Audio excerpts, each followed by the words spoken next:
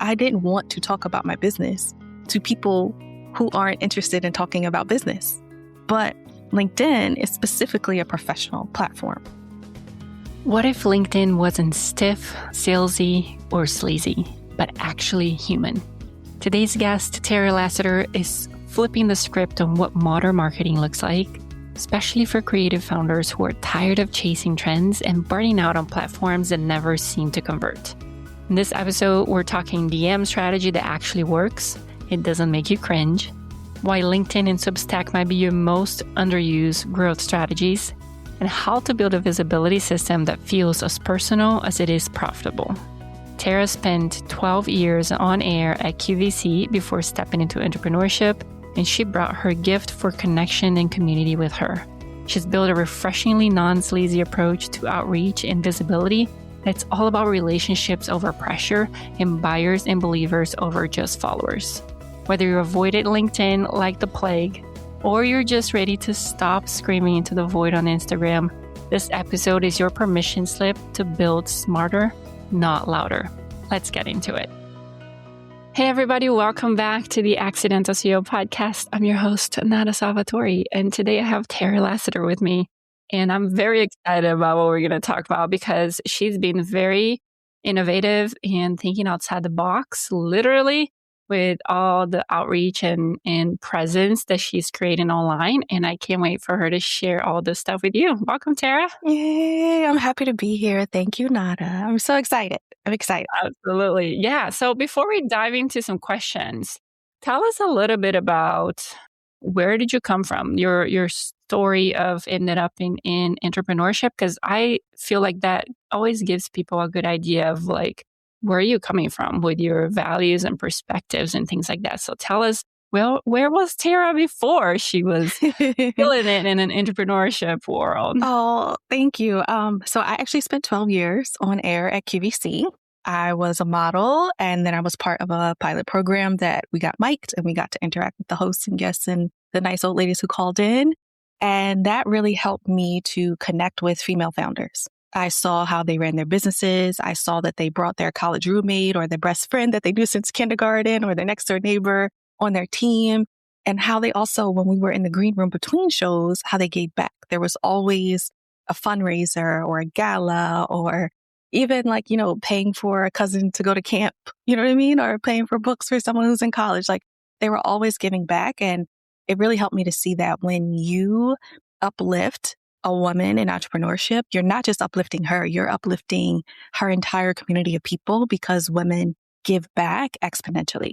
That is so true. Was there somebody that you kind of brought along or helped when you started your journey and started being able to help somebody and bring somebody else along? So my team, I'm a team of one. So my thing is really, I'm always looking. I believe the hand that's open to give is open to receive. So I give back to my old school through Donors Choose. I don't talk about that a lot, but also on Canva, I'm a big proponent of that. I'd love to, when I get a new client, give a donation in both of our names so that we are both uplifting another woman in business globally. So that's been my experience, but also within my own family too. I'm the quintessential big sister. So I'm always the one you can count on.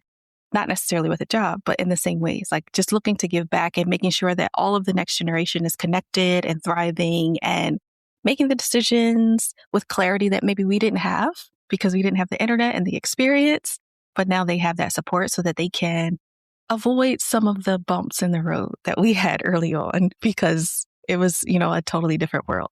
Absolutely. And I know you probably don't talk about it a lot because you don't feel like it's something you need to brag about, but I'm going to do it for you and make you talk about it because it is important. And it also helps other people understand, how can I help? It doesn't have to be giving a job to somebody.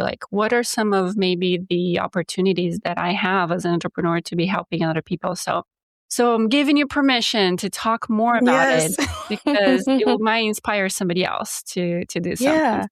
So I would think if you can go back in your life at all of the places that helped you, there's typically someone who's now in that position where you can reach out as a mentor in local women's groups. I like to give workshops on LinkedIn or on entrepreneurship locally as much as I can and give a little ask me anything opportunity at the end, no pressure free of charge, just what will help you to get over that hump so that you can move to the next level. And then I also mentioned the schools that I went to. They're all on Donors Choose. We can all look up and see our old neighborhoods, our, there's GoFundMe's, there's, weather events and, different things that pop up where you see that people who are you that or are who you were, that they need help, and you can directly influence them and by giving back of your time, your money, spreading the word, whatever. But just look back at your life and the people that came after you and just reach back to help them out. That's awesome. Thanks for sharing that.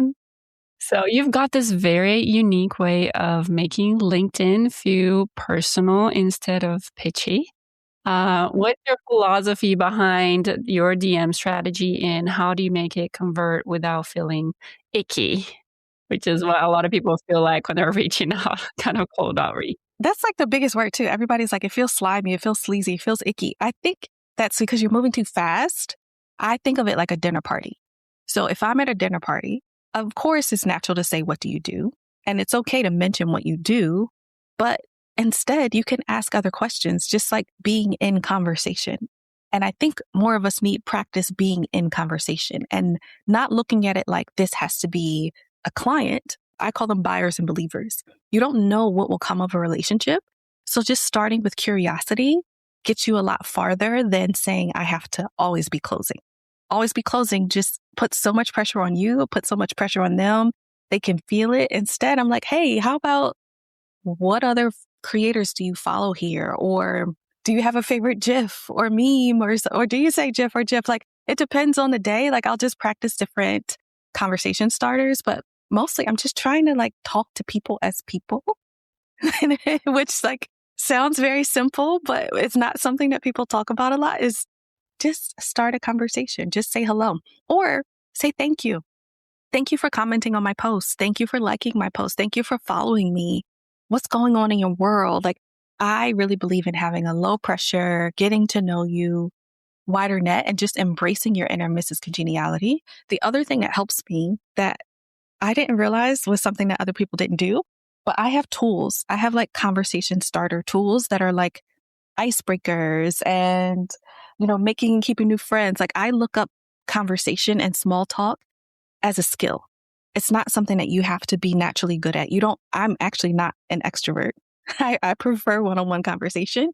So I'm always collecting different tools so that when the days where I'm like, I don't even know what to say, you don't have to say. You take that pressure off of yourself by just being a person who's starting conversations and getting to know people. And I think the disconnect also happens then once you've had that initial point of connection. Somewhere in that point of connection, it is okay to say what you do. You don't have to say, will you be my client? You don't have to say, will you buy my thing or join my list? Or you don't have to make a big ask like that. Like, you can have conversation and be like, always bridge it to yourself. Like, your clients or your work or your experience. I've seen that with my clients, or I do that too, or I do something different. And once they open up, the thing is being comfortable saying, would you like to know more? And then it's not as cringy because you're leading with permission and you're allowing them consent. And the worst they can say is yes or no. You know what I mean? Like, but then you didn't ruin the relationship, but you could say, hey, I actually help people with that. Can we talk about it more? And so you're not jumping into a pitch. You're asking questions. You've already established a relationship. Then it doesn't have to feel so cringy. But starting without an agenda in mind, just getting to know people and starting conversations is what has helped me overall.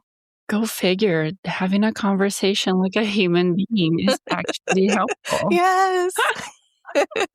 I love that. Yeah, bringing back the actual just conversation, like if you bumped into that person at an event, you wouldn't go straight into, here's my offer for the week where you're interested in buying. Like, act like you would if you are actually talking to the person in person in an event. I love that.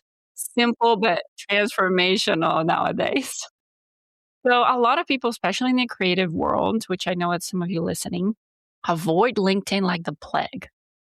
Why do you think there's such a tapped gold mine in there? Because I'm with you. I think that that's a perfect place. But how do you help people kind of get past that is too corporate story that they're telling themselves? So it does have a very corporate side.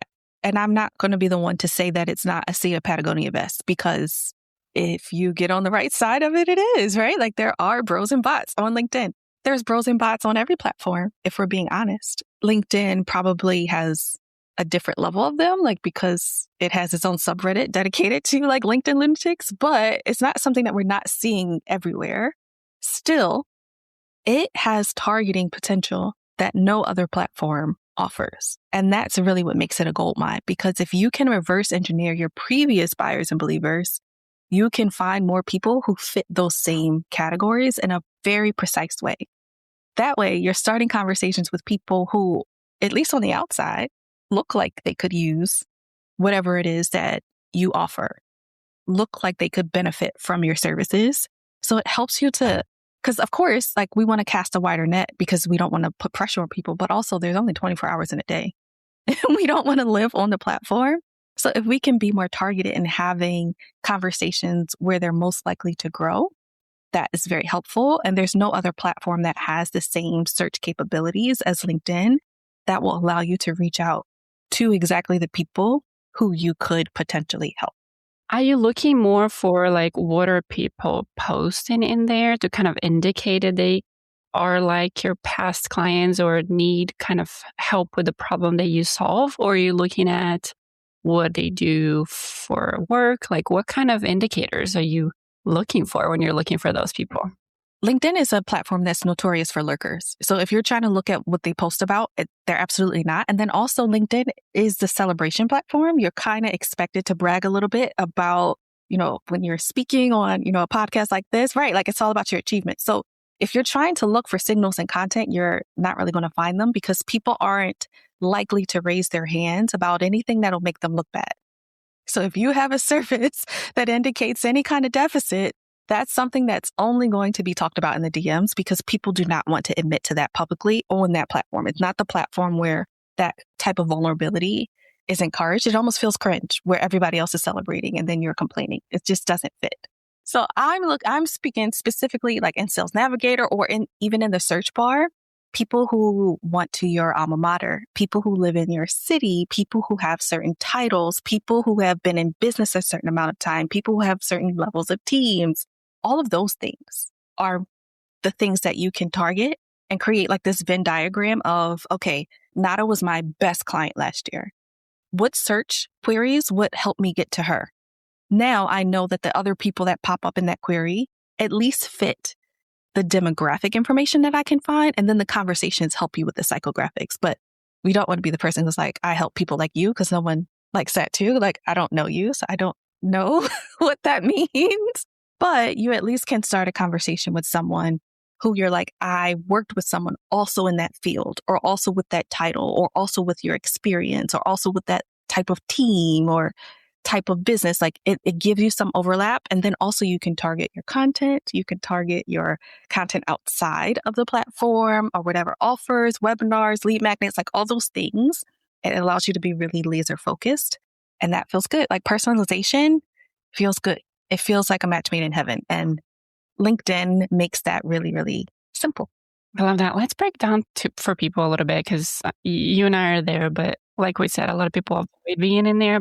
So you mentioned the Sales Navigator. So there is a free version of LinkedIn that you can use and you can connect with people and you are allowed to message or DM those people that you're connected with. But LinkedIn doesn't let you just send random messages to people that you're not connected to. It's very protected. Yeah. So let's explain that portion to people so they know, like, what do they have to do if they want to start doing this research, finding some people that fit the profile of the client that maybe they want to target, and then taking that next step of messaging them. So if you want to do the free version, like the paid version, you can send messages to people you're not connected to, but you're going to pay, I think it's like $99 a month for it if you want that privilege. Now, if you want to go with the free version, I would suggest starting with people you're already connected to and then their network. Those are called your second degree connections. So it's someone who knows someone you already know. And a quick thing that helps a lot is if I know you and I look through your connection list and I said, hey, Nata, there's like 12 people that I would love to be in contact with. Do you know any of these people really?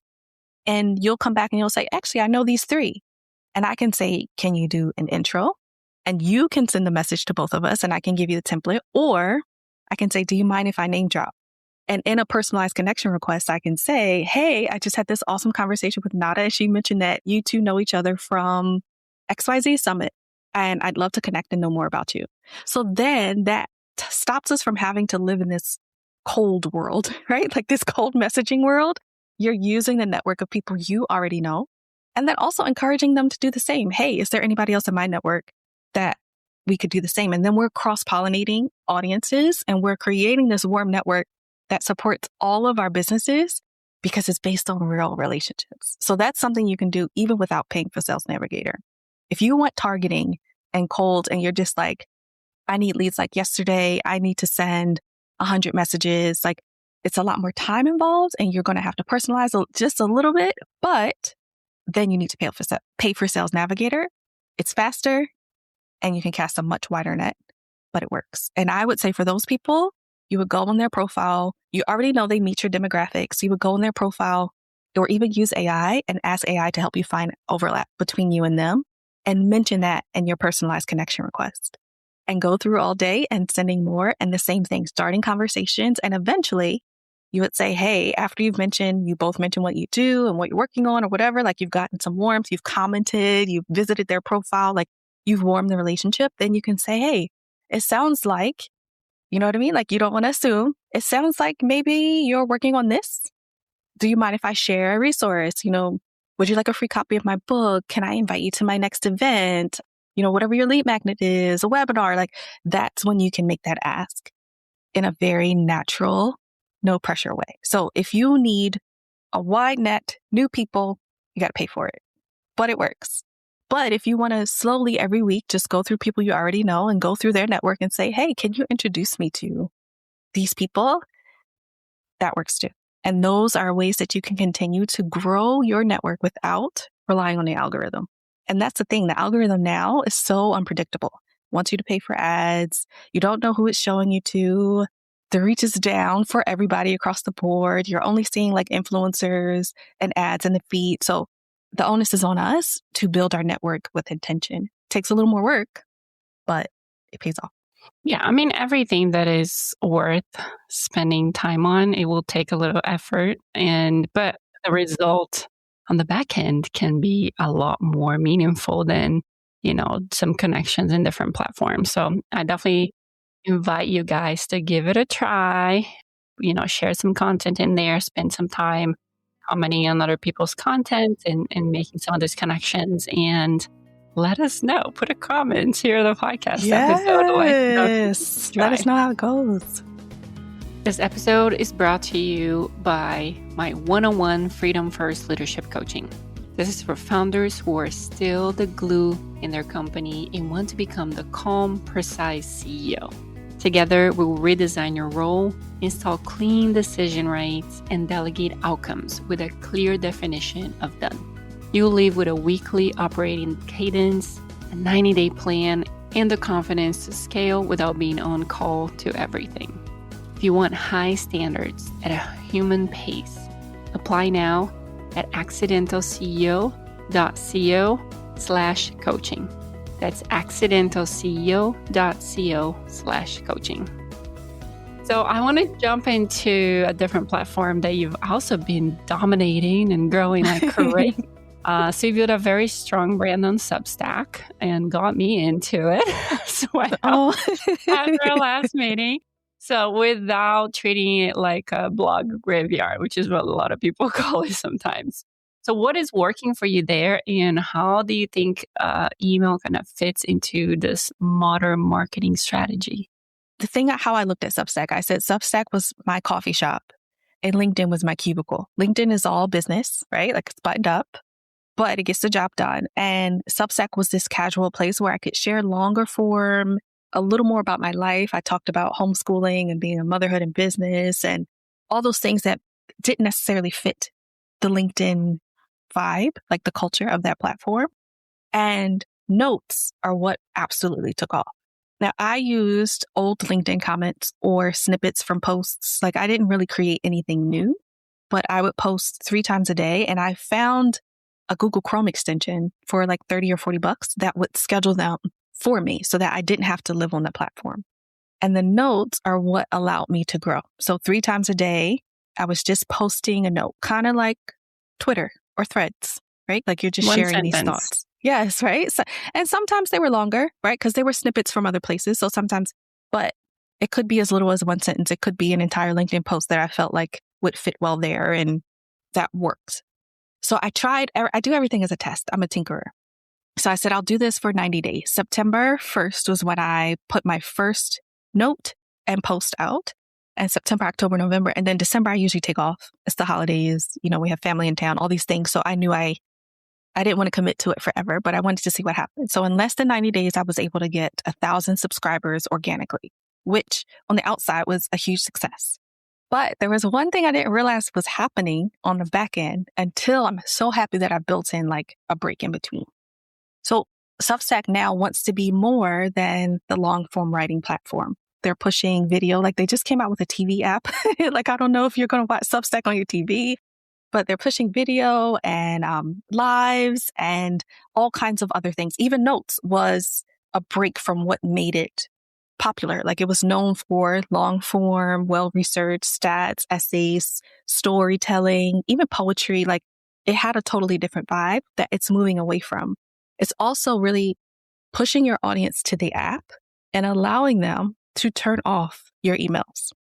So your audience is growing on the outside, but if you are only emailing them through Substack, they're actually not getting it. So I noticed this because my email rates plummeted. And at one point, I wouldn't say it was like 27% open rates, which for me was like death. I was like, wait, nobody's seeing my stuff. Nobody's seeing my stuff. So I took the list, which is great. Fortunately, you own this email list. You can export it at any time.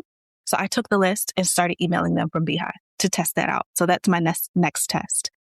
Substack still works, but if you're building a business and not a community that's going to live within Substack, like think lives and chats and all the things that live within that platform, you need to move them somewhere else because Substack has control over whether or not they see it. Now, it's one thing if the audience has control over that, they unsubscribe. That's totally fine. But if the intermediary can decide at any point, hey, these are your followers, but you don't get to see them, how is that different than any other platform? Yeah, that's so interesting. When I came in, I had the mindset of like, these people are going to live on my flow desk, which is where my platform is. I never thought that would be the place to maintain conversation. I just thought that was like an initial conversation going and you're interested in what I have to say. Then let me move you over there and then you can unsubscribe if you want. But I never thought of keeping it there just because for the same reason you don't keep all your people in Instagram or on TikTok. It's like you don't own the platform, right? But your email system and your email program, it's a whole other story. So I immediately started like, hey, let me transfer you over here. So and also knowing just how I said LinkedIn has a culture, Substack has a culture. And if you want to grow now, you need to interact with your notes. I quickly saw that not just scheduling notes, but replying to them, replying to other people's notes and restacking theirs and creating notes for my posts, it requires more tending. It requires more, it's not completely hands-off. So use it, understanding what is involved if you want success. But if you're not willing to do the daily content thing, the daily engagement, participating with the platform, know that that will hinder your growth. And there's nothing wrong with it, but there's just different seasons of life. I'm not in a daily posting season. I'm finishing a book. I still homeschool my kids. Like I can't do the daily posting thing. I still have it up. There might be a time when I'm ready to jump back in and do that again. But for now, I moved them to my email list and I can nurture them there and then grow in ways that don't require me to open an app several times a day. Yeah, absolutely. Walk us through a little bit through your thought process and the decision that really took you outside of either Instagram and TikTok and the more popular platforms and into looking for places to be like LinkedIn and Substack. What was it that made you even thought that you should look for other places? And, what is the ROI you've seen when it comes to those new platforms? You talked a little bit about the time and effort it takes into those platforms. But like, have you seen anything from a true ROI standpoint? From the other platforms or from LinkedIn? From LinkedIn and Substack, let's say. So all of my clients, even if they don't find me like through a connection request that I sent them on LinkedIn or like through seeing my posts, they eventually all see my LinkedIn. It comes up when you Google me. It's something that every potential client, they've seen my LinkedIn, they've seen me speak. And that's something that I can confirm with everyone who's reached out and become a client. That's something. So I look at LinkedIn as a nurture platform in a way that you can scroll back through my last posts. You can see what other business owners I'm connected to. And it's very effective at that. For Instagram and TikTok, I did a TikTok test because I'm always testing. I did a TikTok test. I won't say it wasn't a success, but I noticed those platforms weren't catering to business owners and professionals in the way LinkedIn is. And that was really the only difference, that Facebook, Instagram, like I can see my Nana, which is crazy. My Nana has an Instagram now, which was nuts. I'm like, Nana, what are you? You're almost 90. Who gave you an Instagram? And she's like, I wanted to see everyone's pictures. But so that's a side note. So like, that's the kind of person you could possibly interact with, right? Like your kindergarten teacher, people you went to school with. And as someone who's been in MLMs before and like does not want to be that person ever again, I didn't want to talk about my business to people who aren't interested in talking about business. But LinkedIn is specifically a professional platform. It just is.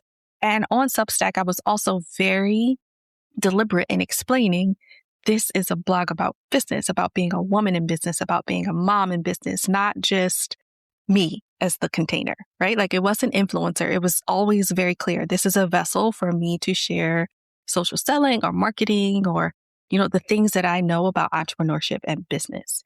And I just didn't see that in the other platforms. I saw that it could be a lot of other things. Being a model before, I've used it for other capacities, and I just wanted a fresh start and a clean place where I could talk about my business without feeling cringe, feeling salesy, feeling like I was pushy, feeling like I was all making offers to people who weren't asking for them. I mean, I've had the discussion with somebody else the other day, and they're like, well, but the business owners that you are target are on TikTok. They are scrolling in there. They're looking for stuff, but they're not there looking for who are they going to hire to coach them in their business. They're looking at some random funny videos of cats or whatever it is. Like they're not there with the mindset for it. But that could be part of your strategy. If you show more of your personal life on an Instagram or a TikTok, that could be part of your nurture strategy, especially if you're like working one-on-one with people and more of like, you know, a coach where that personal relationship is important. Then that could be part of your strategy. I'm just a big proponent of knowing what each platform requires and moving forward with clarity, right? Like not trying to play a game that it doesn't offer. Yeah. And it's a lot of them, it's a lot of work and commitment. And, you know, it's easier to pick one that has most of what you're looking for, that you can understand, not the algorithm, because that changes in all of them all the time. But if you have a good understanding of who is in there, what are they looking for, and what is the best way to reach out, it's probably a better use of your time than trying to be everywhere, doing all kinds of things. So. Absolutely. Yes. Go deep in one place and instead of you water yourself down if you're trying to be everywhere at once. Now, if you do something for 6 months or a year and you have a ton of content, you can do like I did with Substack and just kind of repurpose. I added in more stories. I added in more stats to fit that platform's culture, but there was nothing new that I was creating for that platform. But you can't skip that step. I had to like have a year's worth of LinkedIn posts that became the foundation of my content that I would use somewhere else. What would you say to those people who are maybe they're burnout from Instagram and maybe TikTok, but they are scared to start fresh on another platform and having to start all over again? I would say use what you have. Use what you have. Instagram and TikTok, every TikTok is a script. And every TikTok is a YouTube short. It's a Facebook reel. It's an idea pin on Pinterest. Like if you feel like you need a break, absolutely take a break and use what you have just in a new capacity. If you think of, you know, short form, long form text, short form, long form audio, short form, long form video, then you can find the platform that fits what you already have. So instead of calling it a TikTok or calling it an Instagram post or caption, what other ways can you use exactly what you have? Take your top performers from your analytics. Absolutely. Schedule them on LinkedIn. All of those carousels that you had on Instagram, they become LinkedIn carousels. So just schedule them out, right? Like, I don't think I'm a big believer in using what you have. And also, if you're not bored with what you're saying, then you're not saying it enough because you're hearing the most. You should be bored. But your audience, if they're hearing something different from you every time you're speaking, they don't know what you offer. They don't know what you stand for. Like, it's really hard to build resonance if you're constantly changing your message. So that repetition is actually what builds resonance, and having those little sound bites that they can see on one platform and then on another platform and then in a webinar and then on a podcast, it actually builds familiarity and trust. Yeah, and just reminding people that we think everybody sees our content all the time.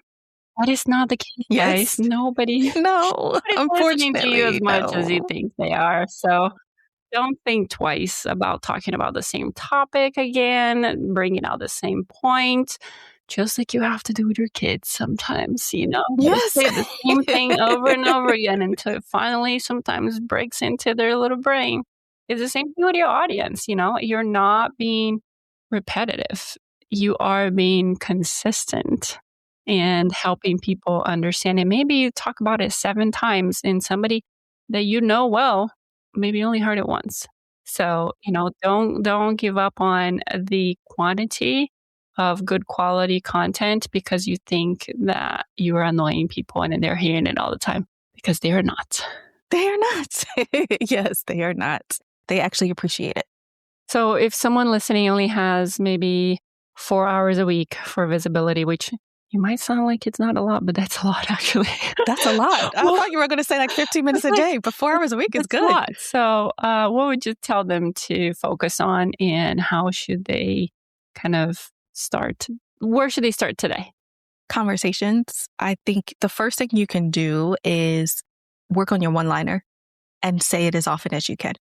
If you call it an I help statement, if you call it your USP, like, there's lots of different words for it, but say it in the mirror and then say it to other people, say it at networking events, say it on podcasts. You need to drill it into your head like lines. Like, you're an actress. This is your role, business owner. You need to get really, really comfortable with that and understand also testing it. So as you've said things to other people, you're like, that part stuck, that part did not. So then you can tweak it until you have something that feels like you. Like, so I know that I'm helping founders build brands for leads, not likes. That's my offer. I know that I'm helping you find buyers and believers. That's how I'm different than other people who might be in leads. They're always looking for buyers and like cranking it out and always be closing. And I'm like, but you also need relationships. So I have those phrases down. I know that, but that's only from practice. That's only because I've typed them out in DMs. I've said them in voice notes. I've said them in other capacities until I'm like, that is super clear. And that's the part that other people, that resonated with other people. You have to do that practice. Like, you have to build the muscle of talking about your business, because if you're not, who is? Like, there's no like magic machine that will like talk about your business. AI won't do that. Like, you have to make it really clear who you help and how. And if you can start one conversation every day, that's 5 in a week. That's 20 in a month. You know what I mean? Like, it compounds. And then guess what? If you're feeling fancy, you start 5 in one day, right? Like, it's just, right? Like, things can, that's 100 in a month, and then that's 1,200 in a year. Like, things can really progress from there. But if you can just start a conversation, like we said at the beginning, like a dinner party, start conversations every day. Mention what you do. Be interested instead of being interesting. Your business will be better for it in the long run. And you'll stop having to start over from scratch, because you will have people who understand you and like you and know you, that you have warmed progressively throughout the past. So it's like the foundation of business that it's like we all need it. It's just something you all need to get through. You need to find your people. And the only way you do it is just getting out there and starting conversations. Start talking, people. Start talking. Start talking.